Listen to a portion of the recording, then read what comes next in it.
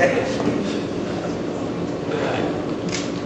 have another special presentation, and I'd like to call representatives of the Jones family. Jeffrey Jones. Start with this. Now I'll go ahead and tell you there are a portion of this is going to involve the use of the monitor here.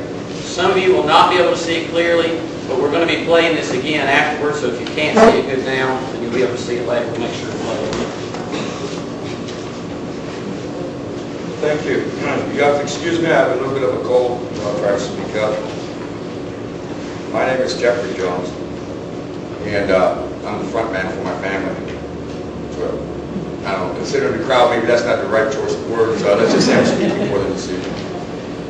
I want to thank Tim and Pat for the invitation for my family to this wonderful event. We're very honored to be amongst such fine company. And I know it takes a strong woman and a strong family to stay behind a strong man. We appreciate it. What I would like to do is I'd like to introduce some of the members of my family that journeyed here today. Of course, I've already introduced myself. I'm Jeffrey, and I came from Virginia. My sister Julie came from Roseville, North Carolina. My sister Maria, who we call Shelley, came from Wake Forest, North Carolina. My brother Michael from Wilton, North Carolina. And my brother Richard from Zebulon, North Carolina.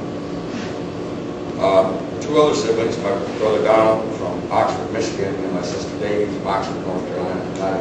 They sent their awards to cut us to appreciate that. Now, coming from Michigan, two of my aunts, Glenda from Oxford and Marty from Lake Orion.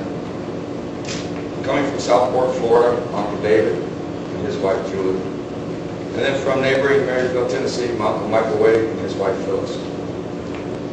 My mother had 8 other siblings who could not attend, but they too received the best.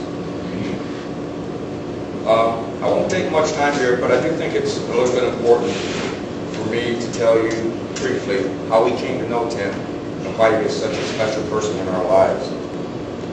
My mother was abducted and murdered in 1979, and fortunately for us, she was found a year later near Candler, North Carolina. The case lay dormant for almost 20 years before a break came in the way of a 1998 confession of a participant in a local murder that had also occurred in 1979. That, of course, was the case of Betty Sue McConnell. I'm sure that no one here needs for me to relate the details of how Tim came to be involved at that point. My first conversation took place with Tim by phone in 1999, and he and I met for the first time when I came for the trial of Terry Hyatt in January of 2000. If I may, I would like to read to you some excerpts from a letter that I wrote to then Director of the North Carolina State Bureau of Investigation, Mr. Brian Bailey, on behalf of my family in October 2000. This pretty well sums up the way we feel about Tim. The purpose of this letter is to express the appreciation of my family to your organization, and specifically to Special Agent Tim Shook.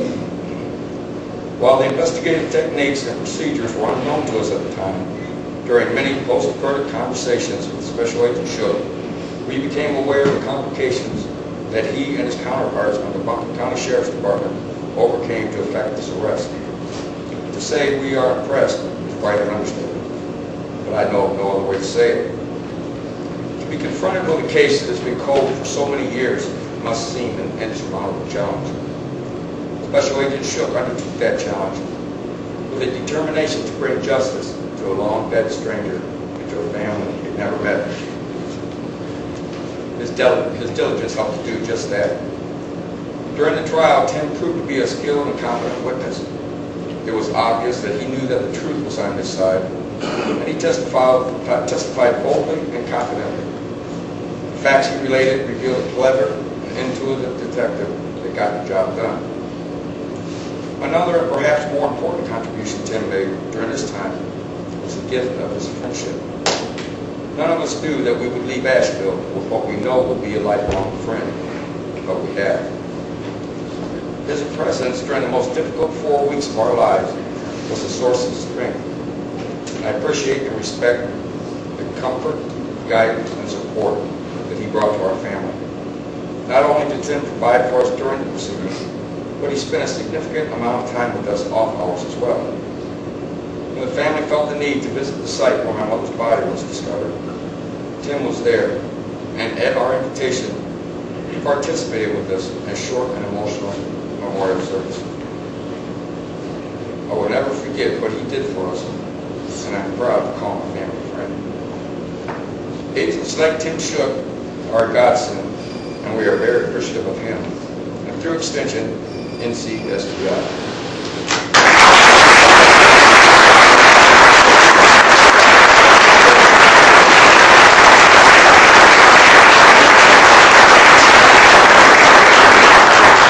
We have a few presentations, Tim, that we'd like to give you tonight. I'd ask Julie to come up and give the first one.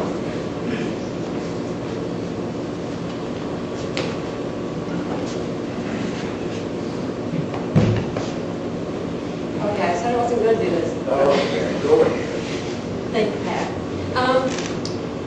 This is to you. It's presented to our Timothy Shook. Congratulations on 30 years of investigative service with grateful appreciation for the family care. Thank you so much.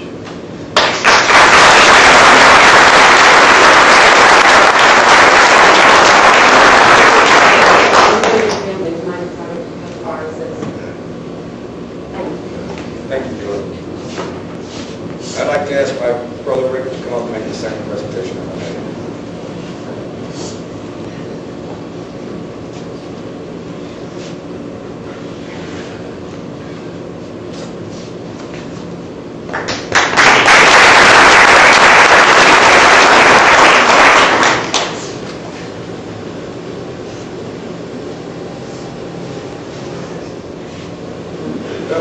The family of Harriet and Delaney Simmons hereby grants R. Timothy Shook for outstanding dedication in the pursuit of justice honorary membership. Given under our hands this day, February 28, 2004, Donald R. Jones Jr., Julia Jones Therrington, Michael B. Jones, Richard B. Jones, Jeffrey K. Jones, Maria Jones Dement, and Davy Simmons Wilson.